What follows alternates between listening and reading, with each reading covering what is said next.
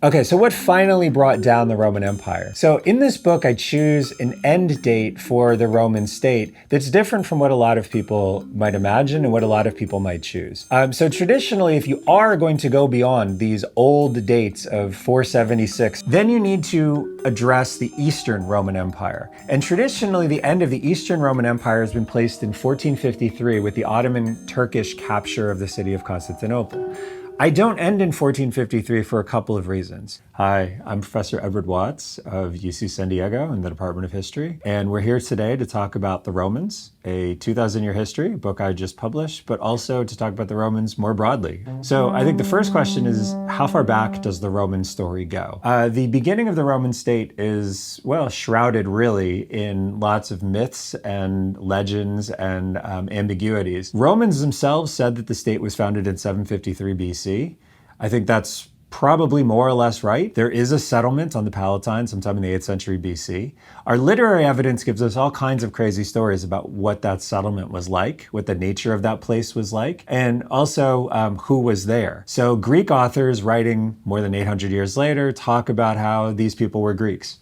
Roman authors talk instead about a story of Romulus and Remus, a story of shepherds and orphans, and a story of the kind of mythological legends of a city-state that when it was founded took exceptional interest in bringing in new people into its fold. The most famous of these stories is after the state was founded by Romulus and Remus. They invite women and families from the native Sabine tribes around the city of Rome, and then they abduct the women so that they can have wives and balance out the gender balance in the state, and then fight a war with the Sabines that ultimately results in Rome and the Sabines coming to some sort of an agreement. So what was the government like in this place? Well, the initial Roman government was a monarchy. This was, in a sense, an elective monarchy.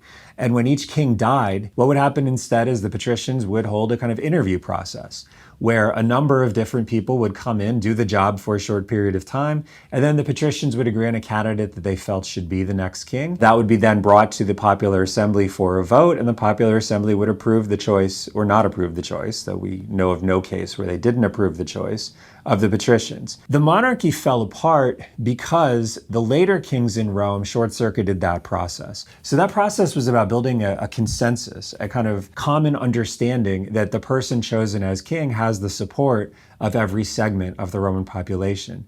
The last two kings, though, did not go through that process. So historically, we know there were more than 7 kings, or we suspect there were more than 7 kings. But the tradition holds that there were 7 kings of Rome, and the 6th and 7th kings of Rome did not go through that process of nomination by patricians and approval by plebeians. So these were the kings Servius Tullius and Tarquinius Superbus. Tarquinius Superbus's accession was particularly brutal because it started with the assassination of Servius Tullius, and then Tarquinius Superbus simply took power and devolved that power into a group of people who were mainly family members. And so the Roman monarchy fell because one of his family members assaulted the wife of a distant cousin of his. In that assault, this prompted a reaction by not just members of the family, but other patricians who overthrew the monarchy because it was seen as tyrannical. So when the monarchy fell, the state needed to figure out what it would do with those institutions of state that the king had once performed. Some of the religious roles the king performed, this was entrusted to a particular priest who had assumed what seems to be the religious activities of the king. In other places, though, what the Roman state did is it created a political system in which the patricians dominated the state without choosing a king. This was the very beginning of the Roman Republic. And in the Republic, what you see is a entrusting of the military responsibilities that the king once had to magistrates called consuls, who originally were patricians, voted and approved by plebeians and patricians in general. And the desire there was, in a sense, to return the Roman state to what it had once been, which was a state in which citizens and members of the citizen body had rights that were protected because they were stakeholders and, in a sense, stockholders in this citizen-owned enterprise. The government that the Republic created was in some ways a mixed government because the goal was to be sure that the Roman state functioned in this fashion. We can ask then, what is it that brought this Republic down? Because the Republic lasted for almost 500 years. And during that time, the balance of powers that we see between different elements of the Republic more or less was maintained. And so it's reasonable to ask, could the Republic have been saved? And what is it that actually brought this down? The short answer to the collapse of the Republic is, the Republic struggled to adapt quickly enough to a changing Roman society. So the Roman Republic expanded very quickly across the Mediterranean in the 3rd and 2nd centuries BC. And as it did this, the Roman economy and the size of the fortunes of the wealthiest Roman elites grew very, very rapidly. And the Republic lacked a mechanism to make it feel like the obligations of the state were being met equally for all of those citizens. And so members of the Roman citizen body began to think that the state was, in a sense, rigged against them, and hoped that the Republic could find some way to address this problem. But because the Republic worked on this model of consensus and balance of power, it was unable to move quickly enough to meet what were seen to be the emergencies of the 2nd century.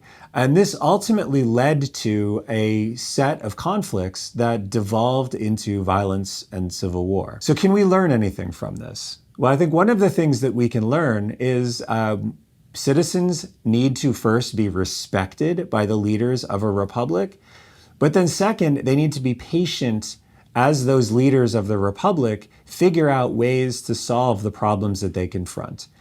Because the problem the Roman Republic faced that it could not solve was not an economic problem. It wasn't even to some degree a political problem. It was a problem of confidence. And as Romans began to lose confidence that the system could actually repair itself, they turned to measures that seemed to work outside of the system but could address the issues that they had. So if there was a wealth imbalance, for example, Romans hoped the system could address it, but when the system proved unable to do so, they turned to populist leaders like the general Marius or ultimately Julius Caesar to try to short-circuit the regular decision-making process and find a way to just get something done, get anything done that could be done. But ultimately, when you work outside of a political structure, it attracts resistance, and ultimately it can produce violence. And this is what undid the Roman Republic, was a frustration with the processes that the Republic possessed to solve its problems that ultimately degenerated into a violence that Rome lacked the ability to control. So after the Republic came the Roman Empire. So the question then is, what brought down the Western Roman Empire? And why did the Eastern Roman Empire survive? So the Roman Empire emerges on the ashes of the Roman Republic. It's a sort of state that's recreated along something of the lines of the Republic by the Emperor Augustus in the 1st century BC. Augustus's genius was in understanding that Roman citizens needed and wanted to have some respect for their rights and responsibilities as citizens, even under what would effectively become a monarchy. And what Augustus did is he created a structure that worked pretty well to both make decisions effectively, make decisions efficiently, but also, to a degree, protect the rights of Roman citizens so that they still believed that they lived in what Augustus calls a republic.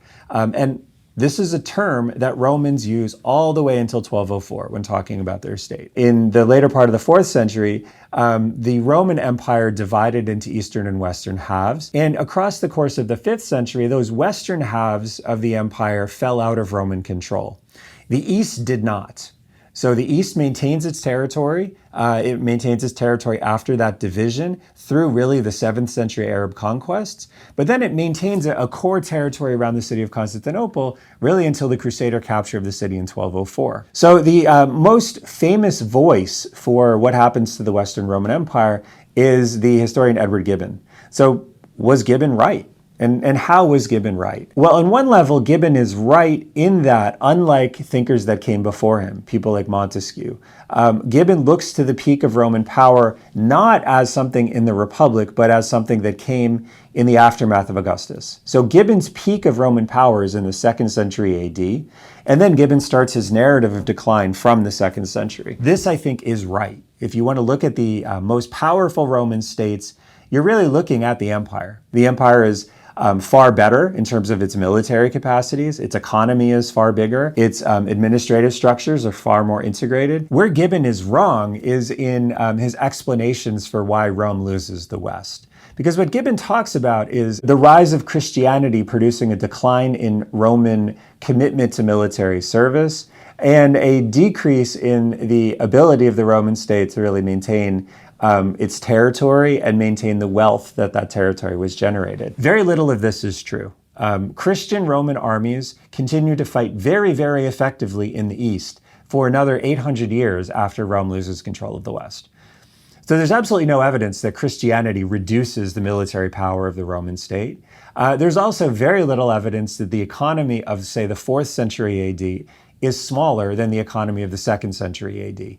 In fact, when you look at things like the amount of buildings being built, the complexity of their construction, the integration of territories and cities through roadways, the government is much more capable and the economy seems much bigger than it was in the 2nd century. Okay, so a question about the Roman Empire that I think is quite interesting is why and how was it ever feasible for the Romans to invade Germany, and could they have ever held it? On one level, it is feasible for the Romans to do this because they did hold parts of what's now modern Germany. And under Augustus, they held far more. So Augustus's invasion into Germany was really about finding and establishing a defensible frontier. And what Augustus understood was the most defensible frontiers in Northern Europe were rivers. So Augustus's initial decision was to push Roman territory all the way to the Elbe, and then follow that line from the Elbe down to the Danube and fortify the territory between the two rivers on the land. For a little while, Augustus held this land. He had put 3 legions into this territory. The land had been conquered. And then Augustus made a mistake by entrusting the administrative responsibilities of Germany to a civilian administrator named Varus. And what Varus didn't understand how to do was to manage a territory that looked like potentially it was pacified, but actually still was nursing the desire to rebel. And Varus's big mistake ultimately led to the destruction of those 3 legions, maintaining control of Roman territory across the Rhine, and Augustus's decision to pull back from the Elbe frontier and reestablish the Rhine as that frontier. So could the Romans have held that territory? Absolutely. With a better general and a better governor, they absolutely could have held that territory. And if they had held it for, say, another 50 years, it probably would have become just as Romanized as German territory to the west of the Rhine. So another question, how much did the Romans owe to the Greeks? I think it's very, very hard to talk about the Roman state without acknowledging the tremendous debt that Romans owe to Greeks. Our authors that talk about the foundation of Rome actually talk about how Greeks were there when Rome was founded. I think that that's probably not true. At the same time, we do have Roman kings who are of Greek descent. So the 5th king of Rome, for example, Tarquinius Priscus, he was descended from a man from Corinth. And so he was himself of Greek descent. But I think the connections go even deeper. Across the Republic, you have Greek doctors, Greek philosophers, Greek rhetoricians, educating Romans in the things that Greeks have invented and created. We have Roman sources that talk about the Roman army adopting the hoplite phalanx, a military formation with its roots in the Greek world. But I think even more important is as you move into the empire, so as you move into the reign of Augustus, and then particularly as you move into the 2nd century, what you see is Romans and Greeks are merging. And so you have lots of people who identify as both, say, a citizen of the city of Athens or a citizen of the city of Ephesus and a Roman citizen. And in 212 AD, you have an emperor named Caracalla who extends citizenship to everybody in the empire, Greek and Roman. And from that point forward, for another 1,000 years, all of the people that we would call Greeks see themselves as Romans. And so this is why the distinction of Byzantine and Roman is so problematic. Because what that does is it denies the fact that those people who are Greek speakers but Romans can have both identities. Instead, what is happening is people are looking at the language these people speak and denying the Roman identity that these people see as deeply embedded in, their very being. So how then did the concept of Romanness change over time? Well, I think what we see is a very fundamental shift in some of the ways that Romanness manifests, but also a very firm baseline about what Romanness is.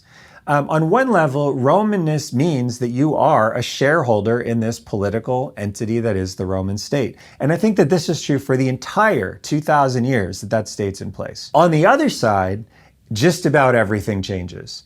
The people in Constantinople believe that being Roman means being Christian, right? You can't be a good Roman if you aren't Christian.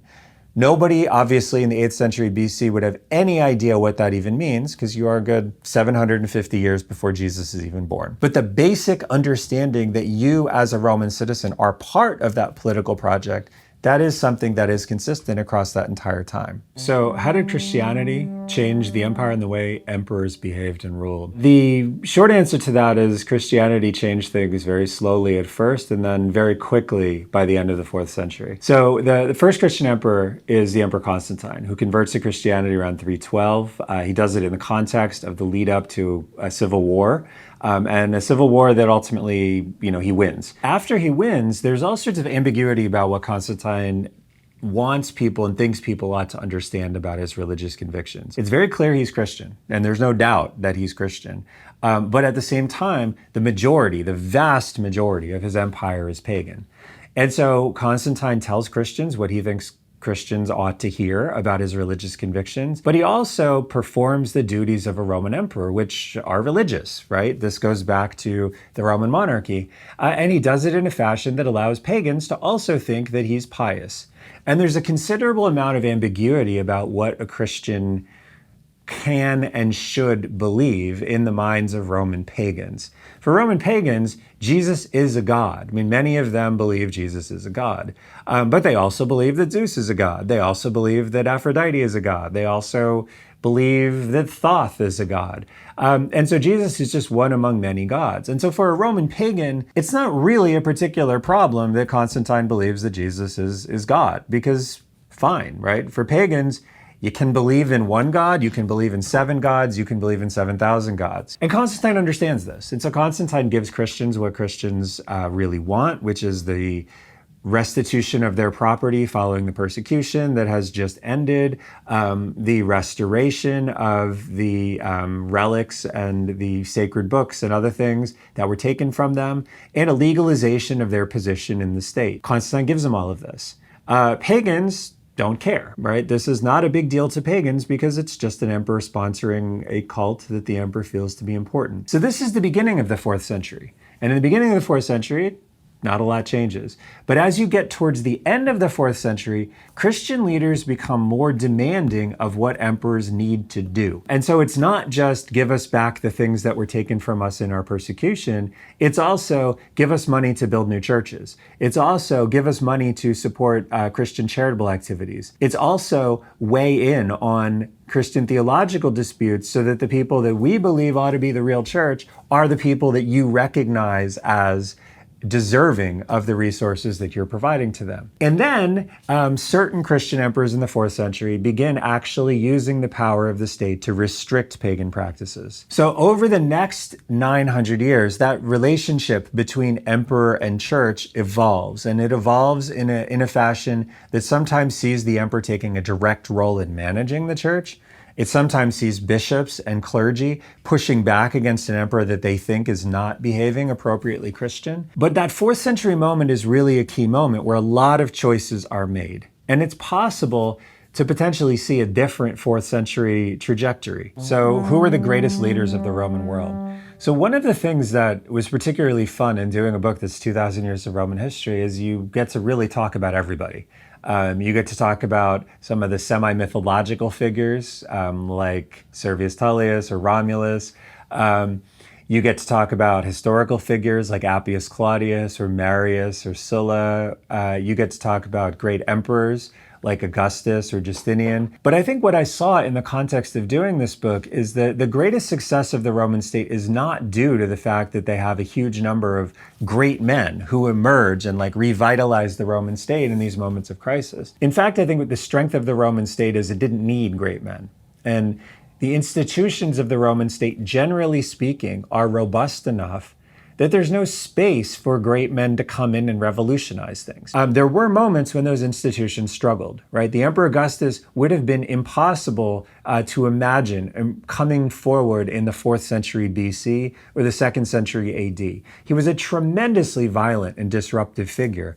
But Rome was also lucky because Augustus was a creative figure. He was a figure who was able to destroy his opponents, but also understand how you rebuild a system of government and a set of legal institutions that are still, on some level, consistent with the institutions that Romans had inherited before the Great Civil War that he had won. But I don't think Augustus is the greatest man in Roman history. I actually think that you have to look to 2 2nd century emperors to really see figures who got Rome better than anybody else, understood why this place should work, understood how this place worked, and then implemented a plan for running the empire in a way that was completely consistent with their understandings of how that empire should function. So this was Antoninus Pius and Marcus Aurelius. Marcus is now very famous. Part of this has to do with the fact that Marcus is also a Stoic philosopher, and he wrote a book called the Meditations that has become very, very popular in the 21st century, particularly among,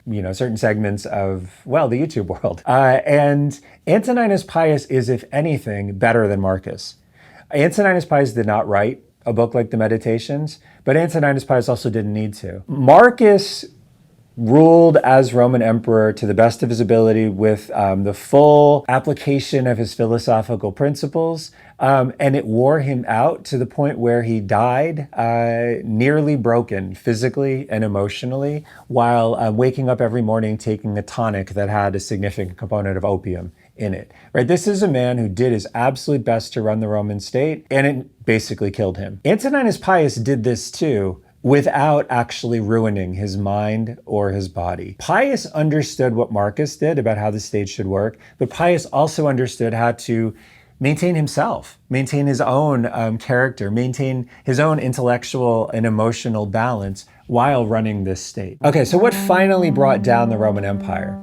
So in this book, I choose an end date for the Roman state that's different from what a lot of people might imagine and what a lot of people might choose. So traditionally, if you are going to go beyond these old dates of 476, then you need to address the Eastern Roman Empire. And traditionally, the end of the Eastern Roman Empire has been placed in 1453 with the Ottoman Turkish capture of the city of Constantinople. I don't end in 1453 for a couple of reasons.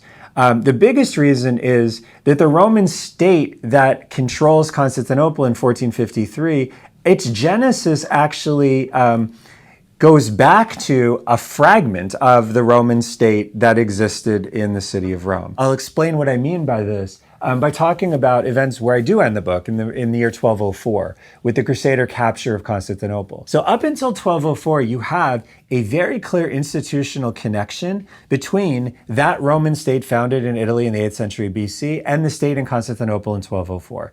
And even in the late 1203, we have the Roman emperor in Constantinople write to the Pope when he has word that the Crusaders may be attacking. And he says to the Pope, look, like our state is based on this institutional connection where representatives of the citizen body determine who the emperor is. This is that same idea that goes all the way back to those people living in huts on the Palatine Hill, right? You are a stakeholder in this state. The state in 1204 is very large. And you have representatives of the sort of will of those people who determine who the emperor should be. But in 1204, those people are a unified group. When the Crusaders take the city of Constantinople, what they do is they shatter that unity. So the Crusaders take Constantinople. Some of the people who were those representatives of the Roman state who chose emperors stay in Constantinople. Another group of people go to the east, to the city of Nicaea in Asia Minor, and they organize a resistance against the Crusaders. Another group of people go west to Epirus, and they organize a different resistance against the Crusaders. The people in Epirus, the people in Nicaea, and another splinter state in the city of Trebizond, they are all Romans. They are all occupying and running a Roman state. But it's not the same state that was there in 1204. And we know this because when Nicaea decides to declare an emperor, they don't do it immediately. They do it a little while after the fall of Constantinople. And our source that talks about the proclamation of that emperor says that he was chosen by the notables of Asia. So this is a very clear statement that this is not the people in Constantinople, and he's not the sovereign of the people in Epirus. He's instead the sovereign of Asia. Is this a Roman state? Absolutely. Is it the same Roman state that was there before 1204? No, it's a piece of it. But it's that Nicene state that ultimately comes back and takes the city of Constantinople, and it's that Nicene state that's extinguished in 1453. So does a Roman state lose its independence in 1453? Yes, it does. Is this the end of the Roman state?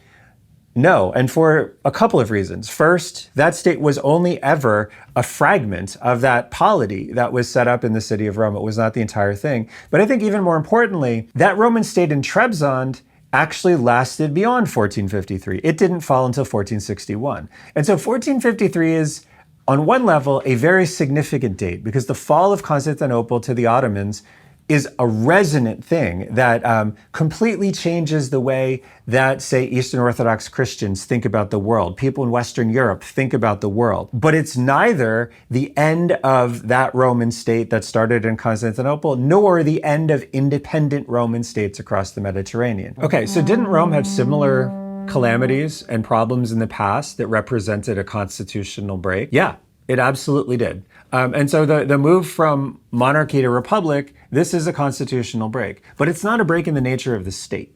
What happens with the move from the monarchy to the republic is the patricians and the plebeians, in a sense, shuffle the deck of what the Roman state is. But the institutions are still there, the functions are still there, and most importantly, the citizen body is still intact. They have not been shattered, they have not been fragmented.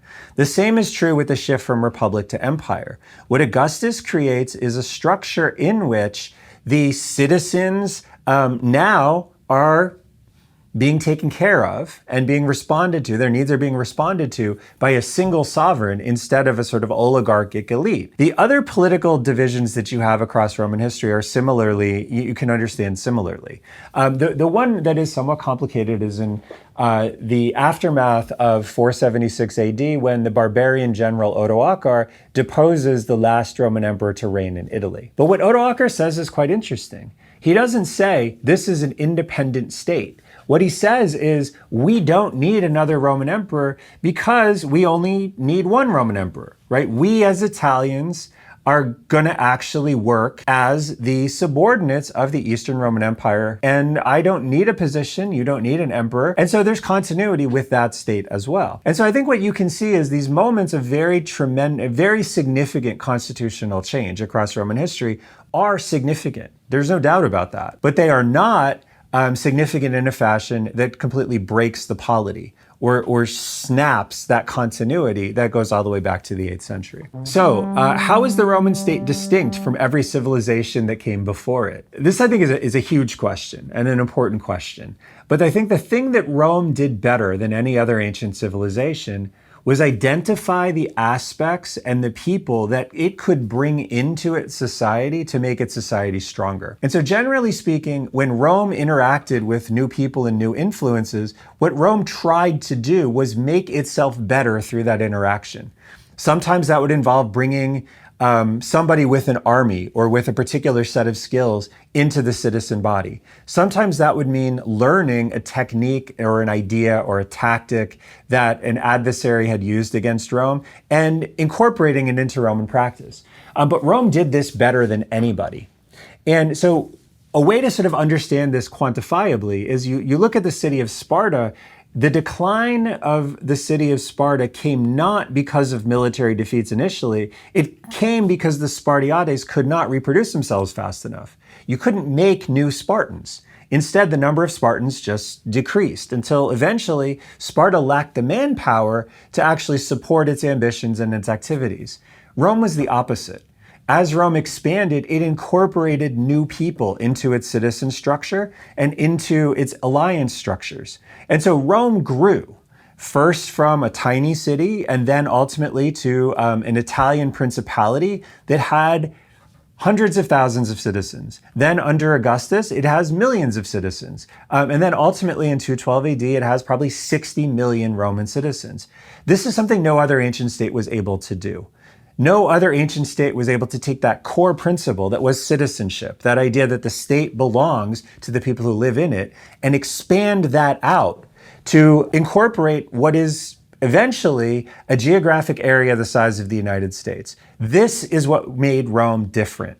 And this is what gave Rome its power. This ability to never stop being Roman while still being able to bring in all of the best from the world around it. And so what are the Romans' most lasting legacies in the modern world? So some of Rome's lasting legacies are very clearly articulated. These are things like the US Constitution, separation of powers, that's based on a Roman model that's articulated by Polybius, the Greek political theorist and historian.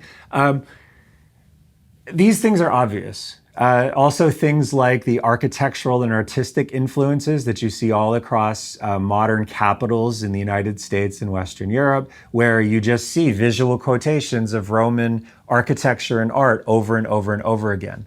But I think there's also some more subtle things that you can see that are clearly Roman legacies. The idea of incorporation is something that a modern state like the United States could look at Rome and say, this is a state, this is an institution, this is a political entity founded in a set of colonies along the eastern seaboard, but we have ambitions to go further.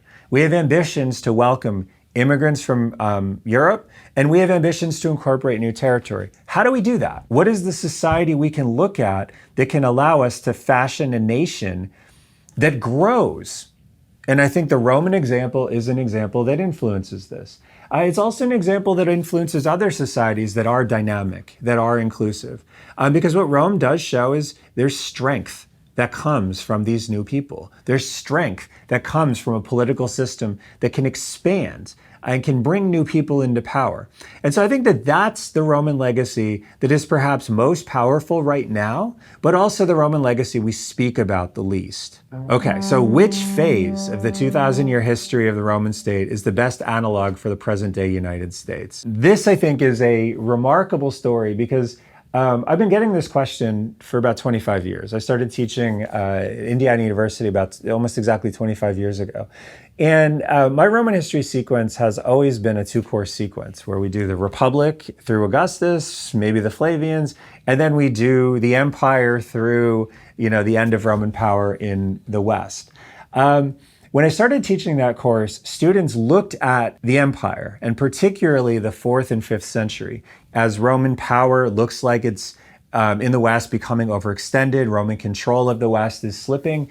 And what students saw there was the moment of the early 2000s, where the United States was hegemonic, right? It was the dominant superpower in the world. And the United States was embarking on military adventures in places like Iraq and Afghanistan that ultimately didn't seem sustainable. And so the concerns of my students when I started teaching were, are we Rome, but the Rome of the 5th century AD? Are we a military power that has overextended itself and may eventually exhaust itself? That's not the concern of my students now. What my students look at now is the late Republic. And what they see is a late Republic in which institutions are struggling to deal with ambitious individuals who do not trust that those institutions will function fairly. And this, I think, is the thing that undercuts the stability of the Roman Republic. Even people like Cicero or Julius Caesar or Cato, they wanted that republic to succeed. They really, really did, but they didn't trust it. They didn't trust that their best interests would be protected by that state. They feared that people might mount prosecutions of them that were not justified by the actions that they had undertaken. They feared that they might be forced into exile. They feared that they might even be killed in political violence that the state couldn't prevent. My students look at the world we're in now, and that's the world that they look to try to understand the phenomenon around them. And so I think this actually points to something really important. Rome has lessons that can help us understand just about any condition that we're experiencing. 2,000 years is a lot of history. If you want to look at what sanctions and economic disruption can do to a political dynamic, Rome has things for you. If you want to look at what happens when a bank collapses, Rome has lessons for you. When you want to look at what happens when catastrophically bad military policy is pursued to the point where that military capacity is destroyed, Rome has lessons for you. But also, if you want to look at like what good administration can provide and what it does when leaders generate consensus and they govern on behalf of everybody instead of turning people against them, Rome also has lessons for you there. And that doesn't mean Rome has exact analogues. It doesn't mean that Rome has parallels. But what it means is Rome has evidence that you can think about and consider and maybe broaden your understanding of the things you're seeing around you. Okay, so the last question is, what's on the cutting floor after I finish this book? And the answer is a lot. So this book is 740 pages or so. The draft of this book was 1,200. So, a good 50% of this book is on the floor somewhere. So there are a few things that I really enjoyed looking at when I was doing this. One of them is looking at the development of monastic life as a kind of protest movement in both the 4th century AD and also the 8th and 9th century AD, where people who are trained to go into government, people whose parents pushed them into university life, people who worked very, very hard to become rich and successful in major cities like Constantinople, ultimately decide that it wasn't worth it. Ultimately decide that the material resources and the power and the wealth that their education had allowed them to access is not actually a fulfilling life. And in the 4th century AD and also in the 8th and 9th century ADs, you see people just decide, yes, I was trained to do this. Yes, I became very wealthy, but I am not fulfilled. I want to do something more fulfilling. So I didn't have time to talk about this in the book because this book is a history of the Roman state. But that aspect of living in that Roman state, I think, is super interesting because it's something that, again, like I have seen my friends go through, going to elite colleges, being trained in high-paying professions, and then reaching their like mid-30s and thinking, I don't like this. I don't feel like I'm doing anything positive. I want to turn my life into something that feels more meaningful. It's very modern, but it's also something that's very ancient and something you see in a Roman context. The other thing that I will say, some of this is in the cutting floor, but some of this is in the book. The greatest and I think in some ways most reassuring lesson that I got out of doing this was seeing how important throughout all of Roman history, Roman women are to the flow, development, and stability of the Roman state. So some of those stories of these prominent elite women, like say the Empress Dominica, who saves Constantinople from a barbarian attack after her husband is killed, and then runs the city for another 5 months before stepping back when a new emperor is appointed. Dominica is not a very prominent figure in this book, but she should have been, and she was once. But a lot of those women are there. And I am really proud that the story was able to be told in such a fashion where you can see these prominent Roman women serving and saving the state alongside the men who are also running it. So thanks, Empire Builders, for joining me and listening to me answer your questions about the Roman Empire, the Roman state, and the Romans more generally. If you're interested in these things, there's a lot more within the book. You can trace the full 2,000-year history of Rome if you go to the Romans. And there it is. I hope you enjoy it, and I look forward to hearing from all of you and answering whatever questions you might have, should you have any from our interview.